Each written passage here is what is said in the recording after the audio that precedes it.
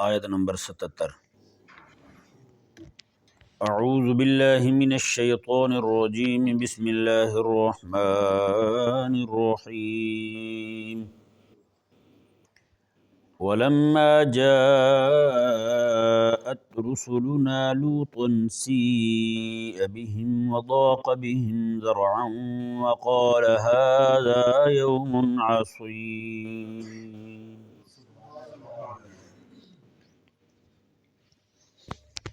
حضرت سیدنا ابراہیم علیہ نبینا وعلیہ السلام کو خوشخبری سنانے کے بعد فرشتے حضرت سیدنا لوط علیہ نبینا وعلیہ السلام کی خدمت میں حاضر ہوئے، اور جب آپ کے پاس گئے تو خوبصورت لڑکوں کی شکل میں گئے،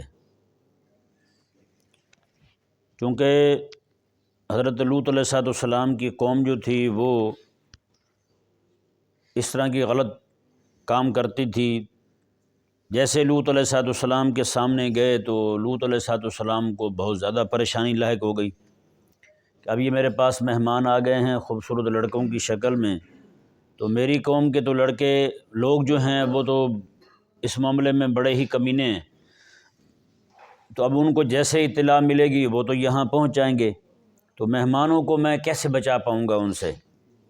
جی وہ مہمان لڑکے اور لوط علیہ السلام اکیلے، اور کوئی ایسا وہاں پہ نظام نہیں تھا جیسے یہاں پہ ہوتا ہے، ہاں جی قبیلے والے ہر ایک کی یونین بنی ہوتی ہے، قوموں کی برادریوں کی ایک ایک جو ہے نا وہ یونین بنی ہوتی ہے، وہ سارے لوگ ایک آواز لگاتے ہیں تو سارے اکٹھے ہو جاتے ہیں، ایسی کوئی صورت نہیں تھی۔ تو حضرت سیدنا لوط علیہ نبینا علیہ السلام جو ہیں آپ کو بہت زیادہ پریشانی لاحق ہوئی۔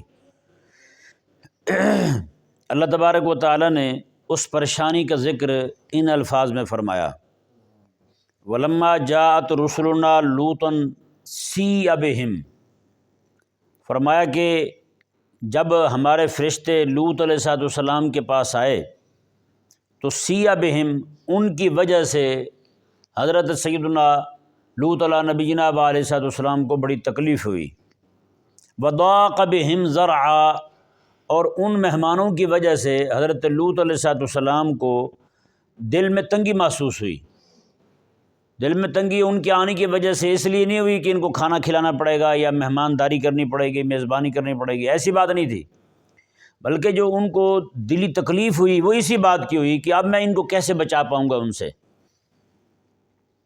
اللہ اکبر۔ اور آپ کی زبان مبارکہ پر یہ الفاظ آئے، وقال ھذا یوم عصیب، فرمانے لگے یہ تو آج مجھ پر بڑا تنگ دن آ گیا ہے، عصیب سخت دن آ گیا ہے آج مجھ پر، کہ میں کیسے جو ہے نا ان کا دفاع کر پاؤں گا، کیسے ان کو بچا پاؤں گا ان سے۔ اللہ اکبر کبیرہ۔ تو یہ آیت مبارکہ جو ہے یہ واضح کر رہی ہے کہ میزبان جو ہے اس کے کتنے حقوق ہوتے ہیں، اس کے کتنے فرائض ہوتے ہیں، اور مہمانوں کو کتنے حقوق ہوتے ہیں۔ ہاں جی کوئی بندہ جو ہے آ کر کے مہمانوں کو کچھ نہ کہے، جی مہمانوں کو کوئی تکلیف نہ پہنچائے، یہ ذمہ داری کس کی ہوتی ہے؟ میزبان کی ہوتی ہے۔ کس کی ہوتی ہے؟ میزبان کی ہوتی ہے۔ تو اسی طرح کر کے اور بھی بہت سارے معاملات ہیں جو میزبان کے ذمے ہوتے ہیں، جیسے پیچھے ابھی 2-3 دن پہلے ہم نے بیان کیا تھا کہ میزبان جو ہے وہ کیسے مہمانوں کی خدمت کرے، ان کو انتظار نہ کروائے، آداب بیان کیے تھے نا آپ کے سامنے۔ جیسے ابراہیم علیہ السلام جو ہے نا وہ گئے اور بچڑا بھون کے لا کے آپ نے سامنے رکھ دیا، تو اسی طرح کر کے یہ ایک اور جو ہے نا وہ ایک باب کھلا مہمانوں کی عزت کے خیال کرنے کا، کہ مہمانوں کو گھر کی طرف سے بھی کوئی بات سننے کو نہ ملے، ہاں جی، اور کہیں اور سے بھی کوئی ایسی بات نہ پہنچے ان کو کہ باہر سے کوئی بندہ تکلیف دے جائے۔ آج کل تو ویسے تکلیف دینے کے مواقع بہت زیادہ ہیں، ہے یا نہیں؟ پہلے مہمان آتے تھے، آئے اور اندر داخل ہو گئے، بس ٹھیک ہے بیٹھ گئے۔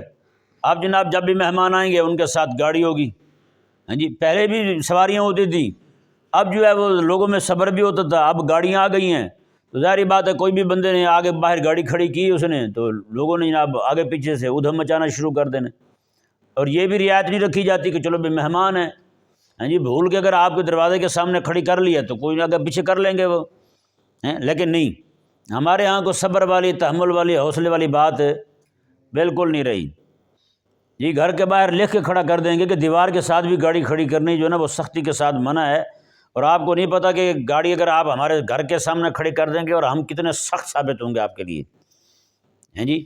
تو وہ مہمانوں کے ساتھ پھر اس طرح کی بدتمیزیاں وہ عموماً ہمارے معاشرے میں ہوتی رہتی ہیں، تو ان سب سے بچانا جو ہے وہ بڑا ضروری ہے۔ میں یہ بات جو نا آپ کو صرف سمجھانے کے لیے ایک حکایت بزرگوں نے بیان کی ہے، وہ میں آپ کو سناتا ہوں۔ ایک نائی تھا، وہ لکڑیاں کاٹنے جاتا تھا جنگل میں۔ ایک دن اچانک شیر سامنے آ گیا۔ شیر نے دیکھا تو شیر چنگاڑا نائی کو دیکھ کر کے، تو نائی جو ہے نا اس نے سلو کی کوشش کی، اس نے کہا کہ مہربانی فرمائیں آپ میرے ساتھ دوستی لگا لیں، تو ممکن ہے کہ آج آپ میرے کام آئیں گے، کل کو میں بھی آپ کے کام آ سکتا ہوں۔ اس نے کہا اچھا۔ شیر نے بھی صلح کر لی نائی کے ساتھ، اور نائی کو اجازت دے دی کہ تم جب چاہو آ کر کے یہاں پہ جتنی مرضی لکڑیاں کاٹو، میں اپنے پورے جنگل میں اعلان کر دیتا ہوں یہاں کہ کوئی بھی شے جو ہے نا تمہیں تکلیف نہیں دے گی۔ نہیں سمجھ آیا مسئلہ؟ تو نائی جو ہے اس کا آنا جانا شروع ہو گیا، وہ بڑے کھلے دل کے ساتھ جب چاہے جائے اور لکڑیاں کاٹے اور لے آئے۔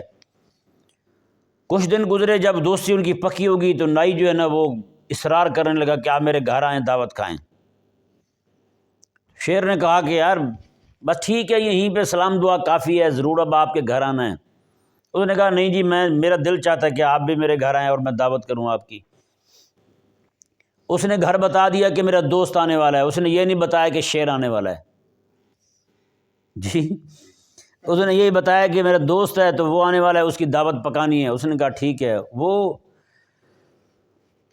اس کی گھر والی نے بھی دعوت پکانی شروع کر دی، کھانا وغیرہ بننے لگا، تو وہ نائی جب پہنچا شیر کے پاس تو آئیں جی چلیں، پھر دونوں اکٹھے گئے۔ جیسے اندر داخل ہوئے تو اس کی گھر والی جو ہے وہ خاتون روٹی بنا رہی تھی، تو اندر شیر داخل ہوا۔ اس نے کہا یہ کون ہے؟ اس نے کہا یہی تو میرا دوست ہے۔ اس خاتون نے کہا یہ کتے بلے تیرے دوست ہیں۔ جیسے اس نے یہ کہا تو اس کی جیسے پاؤں تھے نا پیچھے، اس نے وہیں پہ موڑ کاٹی، ٹرن لیا اور واپس۔ اس نے جا کے بڑی منت ترلے کی، اس نے کہا مہربانی کریں، بس عورت ذات ہے، آپ کو پتہ ہے ان کو عقل فہم تو ہوتی نہیں اتنی، بس اس نے آپ کی بے ادبی کر دی ہے، آپ کی عزت نہیں رکھی، اس نے آپ کو کتا بلا کہہ دیا ہے، تو آپ شفقت فرمائیں آ جائیں۔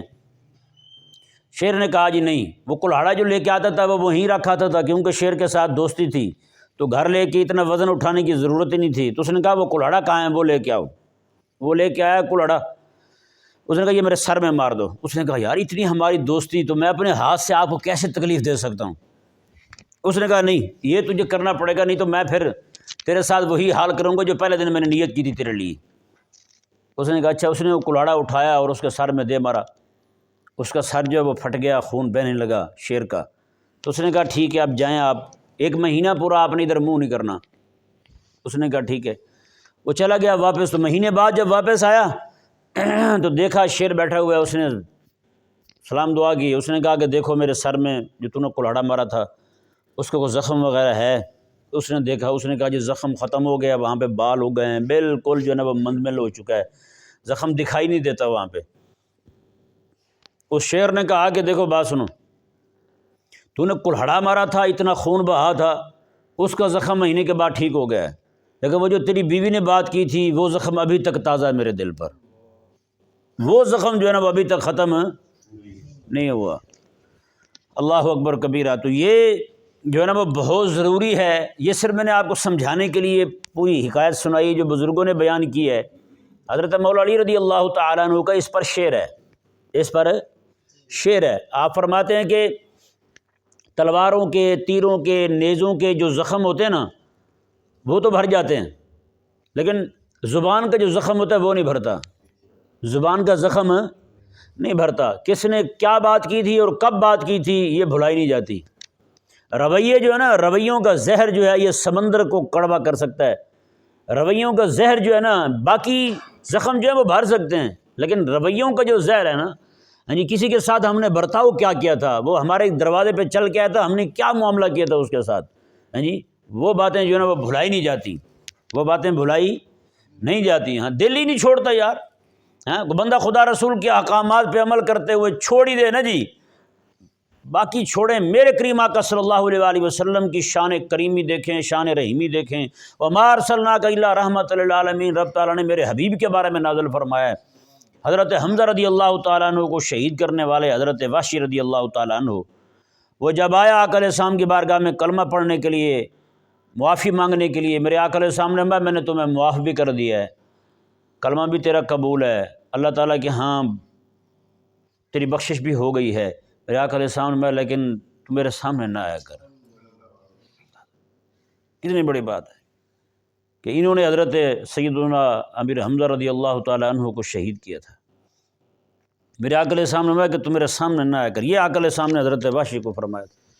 تو بھائی یہ جو رویے ہوتے ہیں نا، ہاں جی، یہ جو دی ہوئی تکلیفیں ہوتی ہیں، اس معاملے میں بندے کو ذرا غور کرنا چاہیے کہ میں آئے ہوئے بندے کے ساتھ کس طرح کا رویہ رکھ رہا ہوں، کیا میرا برتاؤ ہے اس کے ساتھ۔ ہاں جی، ہم موقع پر تو جناب اس وقت اتنے طیش میں آئیں گے، کوئی نہیں جی ایسی ایسی باتیں کر جائیں گے، بعد میں جو ہے نا وہ خود بھی شرمندگی ہوتی ہے۔ اگر دل میں احساس ہو، شرمندگی ضرور ہوتی ہے، دل میں احساس نہ ہو تو پھر شرمندگی کس چیز کی؟ برداشت کرتے جائیں کرتے جائیں کرتے جائیں۔ ایک بزرگ رحمہ اللہ تھے، انہوں نے دیکھا کہ بچھو ڈوب رہا ہے، بچھو جانتے ہیں نا، ٹھواں جس کو کہتے ہیں، وہ بچھو ڈوب رہا ہے، وہ اس کو نکالتے ہیں، وہ ڈنگ مارتا ہے، دوبارہ پھر پانی میں گر جاتا ہے، وہ پھر نکالتے ہیں، وہ ڈنگ مارتا ہے۔ کسی نے کہا حضرت یہ کیا ہوا؟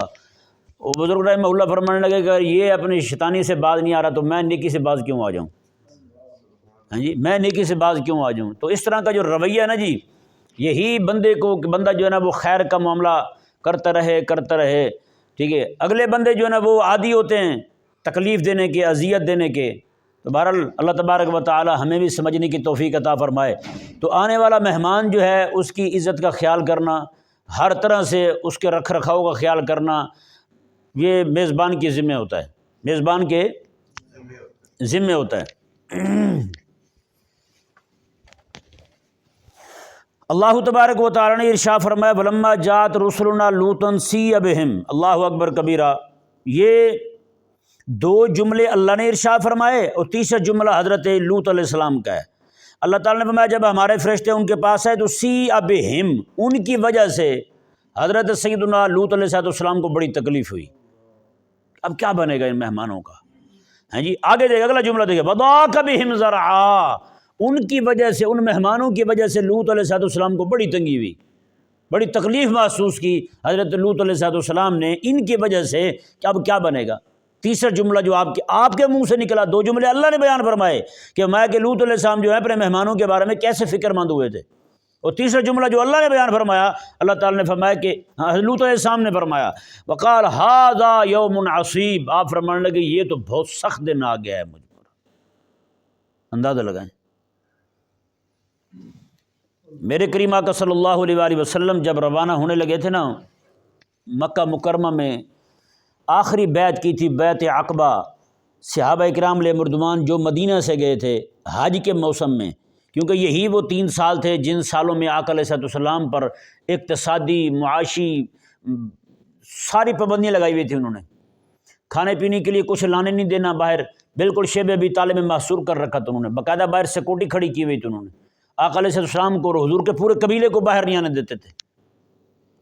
آپ سوچ سکتے ہیں بچے جب روتے تھے تو ان کی آوازوں پہ یہ کہہ کے لگاتے تھے، کھانے کے لیے کچھ بھی نہیں ہوتا تھا، پتوں پہ گزارا کرتے تھے۔ حضرت حکیم رضی اللہ تعالیٰ عنہ بعد میں آقا علیہ السلام کے صحابی بنے، یہ پہلے بھی حضور سے محبت کرتے تھے، اسی محبت کی وجہ سے یہ ان کا سامان باہر سے آتا تھا۔ یہ جب وہاں پہنچتے تھے تو جان بوجھ کے جو ہے نا اپنے گندم لدی ہوتی تھی گدھوں پر، ان گدھوں کو مارتے تھے تاکہ گدھے جو ہے نا وہ بدکیں اور یہ شیب ابی طالب میں چلے جائیں، اور اس طرح کر کے وہ کچھ نہ کچھ جو ہے نا کبھی کبھار یہ ان کی طرف سے پہنچ جاتا تھا تو پہنچ جاتا تھا، ورنہ کسی کو ہمت ہی نہیں ہوتی تھی کہ وہ جناب بات تک کر لے یار ان کے ساتھ۔ صرف حج کے دنوں میں باہر آتے تھے، حج کے دنوں میں وہ نہیں روک پاتے تھے، اور انہیں حج کے دنوں میں ہی آقا علیہ السلام جو ہیں وہ لوگوں سے بیعت لیتے تھے۔ مدینہ منورہ کے لوگ جو ہے نا ایک بار گئے، کچھ انہوں نے بیعت کی، پھر دوسری بار گئے، آخری بار جو بیعت ہوئی نا اس بیعت میں میرے آقا علیہ السلام نے وہ بیعت کی تھی کہ مدینے میں آؤں گا آپ کے پاس۔ آقا علیہ السلام نے میں کہ جو چیزیں تم اپنے بچوں سے جن کو بچاتے ہو نا انہی چیزوں سے آپ میرے بچوں کو بھی بچاؤ گے۔ ہاں جی، اپنے گھر والوں کی جس چیز سے حفاظت کرتے ہو نا انہی چیزوں سے میرے گھر والوں کی بھی حفاظت کرو گے۔ میرے ساتھ میں کہ جو جس چیز سے تم اپنے آپ کو بچاتے ہو نا ان چیزوں سے مجھے بھی بچاؤ گے تم۔ یعنی یہ آقا علیہ السلام جو ہیں انصار کو، ابھی انصار بنے نہیں ہیں، انصار ہونے کے عہد کر رہے ہیں آقا علیہ السلام کے ساتھ۔ میرے آقا علیہ السلام نے، میں تمہارے پاس آؤں گا بطور مہمان کے، تو تم نے کرنا کیا ہے ہمارے ساتھ؟ تم نے ہماری ہر طرح سے تم نے خیال کرنا ہے، ہر طرح سے تم نے رکھوالی کرنی ہے۔ نہیں سمجھ آیا مسئلہ؟ کتنی بڑی بات ہے یار، کتنی بڑی بات ہے۔ پھر اللہ اکبر کبیرہ، مدینے کے انصار نے بھی آقا علیہ السلام کی میزبانی کا حق ادا کر دیا۔ پھر آقا علیہ السلام کے ساتھ جو صحابہ گئے انہوں نے اپنے اپنے گھر بانٹ دیے، اپنے گھر بانٹ کے دے دیے، یہ آپ کا ہے آدھا آپ کے آدھا ہمارا ہے، ہاں جی، ہر چیز بانٹ دی، یہاں تک کہ زری زمینیں تک بانٹنے کو انہوں نے کہا۔ میرے آقا علیہ السلام نے نہ، یہ کام تمہارا ہے۔ مدینے میں مکے والے لوگ جو ہے نا، یہ مہاجر لوگ، یہ زراعت نہیں جانتے، کھیتی باڑی نہیں جانتے، کھیتی باڑی آپ کا کام ہے، آپ ہی کریں۔ سوچ رہے ہیں آپ اس بات کو؟ کس قدر انہوں نے میزبانوں کو، اپنے مہمانوں کو میزبانی کا حق ادا کر کے دکھایا انہوں نے۔ پھر قربان جائیں، اس سے بڑی بات دیکھیں، میرے کریم آقا صلی اللہ علیہ وآلہ وسلم کے پاس جو آتے تھے نا صحابہ دور دراز سے کے علاقوں سے اسلام قبول کر کے آ کر کے مسجد میں رہتے تھے، وہ آقا علیہ السلام کے غلام تھے اور حضور کے مہمان تھے، وہ حضور کے مہمان تھے، ٹھیک ہے نا جی۔ تو آقا علیہ السلام نے ان کے لیے کیا کیا ہے؟ آقا علیہ السلام کے ایک صحابی جب وہ جا رہے تھے، ایک خاتون کو چھیڑا تھا یہودیوں کے محلے میں ایک سنار خبیث نے، ہیں جی، نقاب پہنا ہوا تھا، وہ کوئی چیز لینے کے لیے گئیں تو وہ کہنے لگا کہ نقاب اتارو، انہوں نے کہا نہیں اتارنا۔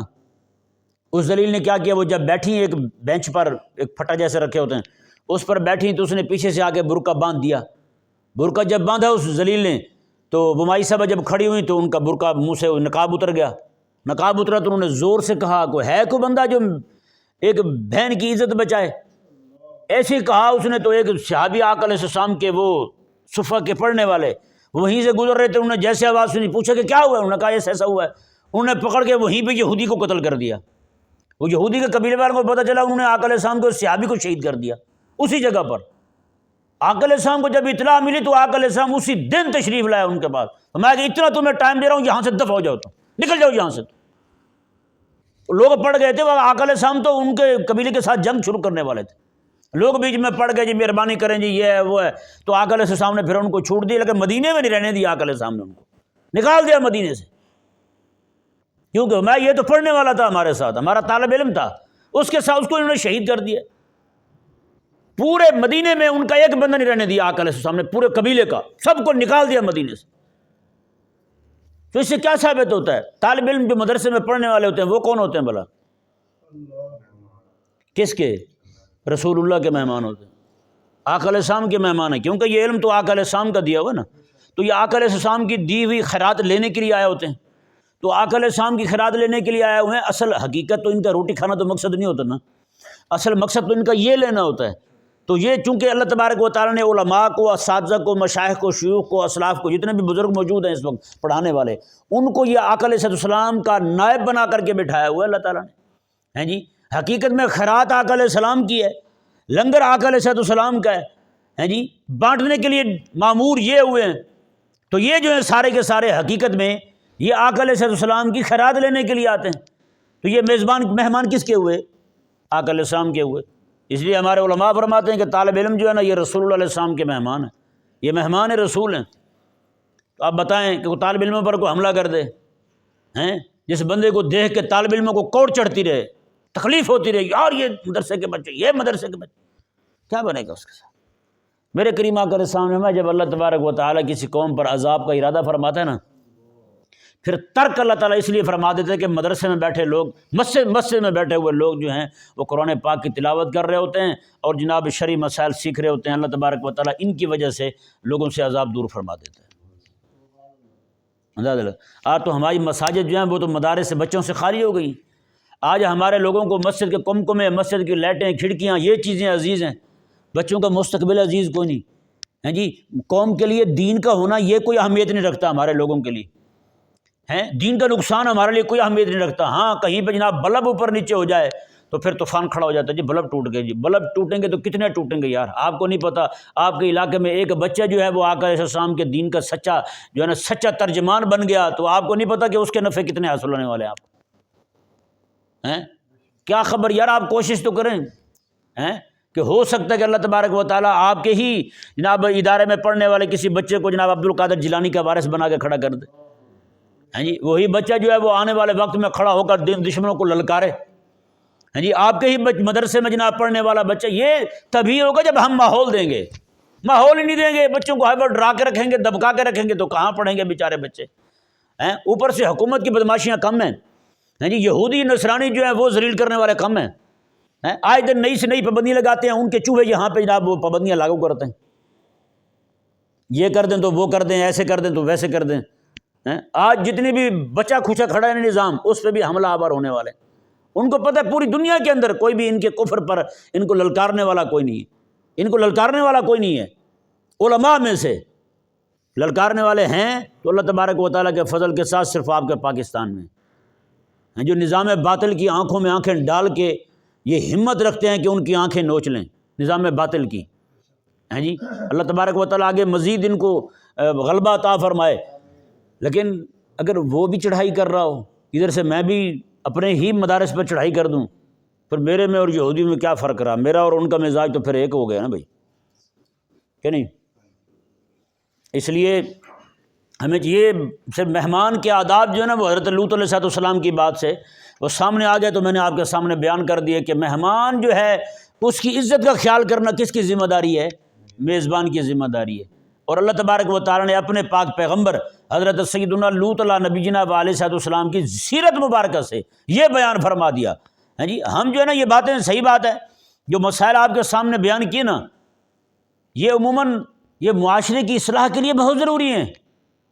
معاشرے کی اصلاح کے لیے بہت ضروری ہیں. نہیں سمجھ آ رہا مسئلہ؟